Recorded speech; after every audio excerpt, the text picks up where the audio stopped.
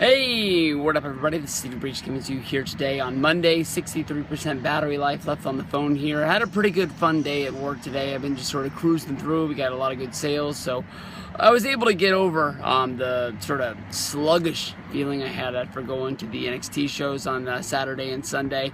I honestly didn't want to get out of bed today. It probably would have been better for me to go straight to work when I woke up this morning. I took the kids to school. Then I went back, and honestly, I went and I laid down watching some TV, but I knew I was going to fall asleep, and luckily I had set the alarm. My foolish self set it for the minute that I had to leave, so I woke up in a frantic thing, trying to grab my stuff and run right out the door. I should have set it for a couple minutes earlier, but going to the NXT shows, watching Hell in the Cell on the WWE Network last night, that was a lot of wrestling to consume in a little bit of time. And I know we all saw the commercial for celebrating 25 years of The Undertaker at Survivor Series, and I thought it made sense a lot if, Brock was going to kill Taker, and basically that was going to be the end of The Undertaker, and from then, he would just go on and be in the Hall of Fame and do whatever Undertaker's going to do for the rest of his life. It was a fun match. It was a good match. It was one way to really end their feud and make Brock Lesnar look like he is the biggest, baddest beast in the yard, and show that he's nobody to fuck with. If he can take care of the Undertaker, he's going to be able to take care of just about anybody else in WWE. Where they go from here with Brock, I really honestly have no clue. In my opinion, he's my guy to pick to win the Rumble, because I don't really see this guy just having a normal match at WrestleMania and not being in the main event title picture. That's just honestly where I go with him from there.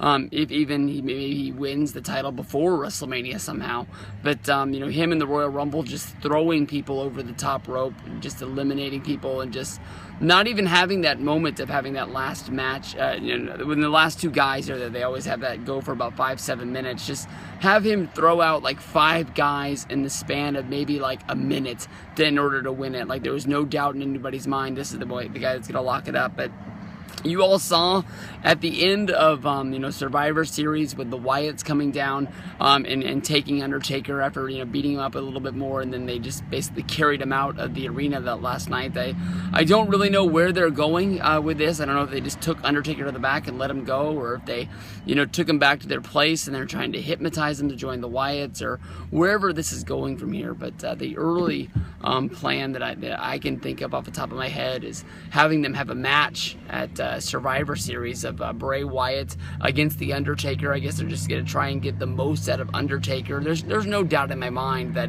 if he makes it to WrestleMania 32, that's going to be his last match. I don't really see him going on and having more matches from here. They are really pushing Undertaker to the limit. I mean, this is a guy that, WrestleMania 29, he thought that he was going to be okay to continue on. He went on the European tour and got taken out by the Shield, and we never saw him again. WrestleMania 30, I believe he only wrestled one time that year in order to get to WrestleMania 31. I don't even think he made an appearance before WrestleMania, before having the WrestleMania match, and now here he is, wrestling he made an appearance at Battleground, wrestling at SummerSlam, wrestling at Hell in the Cell, and now it looks like he's going to be fighting again at Survivor Series.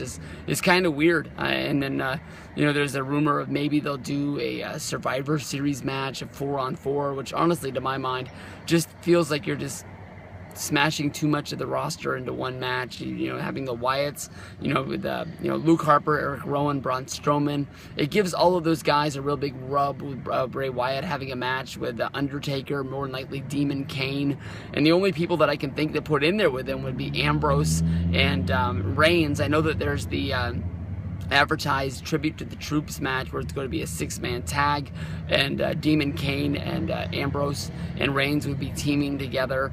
To me, honestly, that just makes it where Seth Rollins is like way out of like the main event picture, even though he's the champion. That pretty much guts the roster, taking all of those guys out. People really didn't even want to see Rollins fight a match against Kane. So is Ryback going to be the #1 contender? Ryback versus Rollins for the title. That's about the only guy that I think they can do, with Cena on the injured list and Orton on the injured list. So I don't know. I mean, to me, when I think about Roman Reigns, I apologize. When I think about Undertaker going up against Bray Wyatt, I think about WrestleMania 31, the match that they don't even like to admit happened in the history of the Undertaker. You know, he's already whooped his ass once. The match really wasn't anything to talk about. You know, why would they be doing it again? Why would they be doing a Survivor Series match? So lots of questions here when it comes to The Undertaker and his future with the Survivor Series right up around the corner. Maybe he's not going to be at Survivor Series. Maybe he's not going to wrestle. Maybe this is something that they're going to hold over. And it's supposed to give a rub to the Wyatts that maybe they took Undertaker and they killed him. Maybe they're going to start carrying around an urn of their own. It's supposed to have the power of the Undertaker in him. And the Undertaker is retired. So, I mean, there's 1,000 different ways that they could go. Hopefully, we'll get a little piece of information tonight about where they're going with this. Hopefully, it's not a 20-minute Bray Wyatt promo to start off Monday Night Raw that already makes people wish that they could flip over to Monday Night Football.